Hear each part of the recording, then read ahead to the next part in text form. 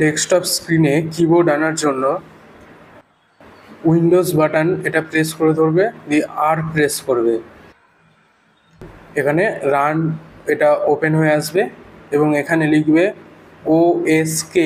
এটা লেখার পর ওকে অপশানে বাম ক্লিক করবে, তাহলে কিবোর্ড ওপেন হয়ে চলে আসবে ডেস্কটপে।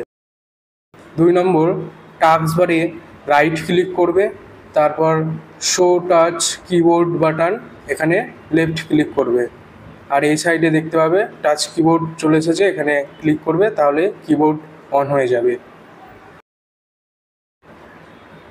এটাকে ডিলিট করার জন্য আবার টাস্ক বারে রাইট ক্লিক করবে, তারপর শো টাচ কিবোর্ড বাটন এখানে লেফট ক্লিক করবে, তাহলে এটা ক্লোজ হয়ে যাবে।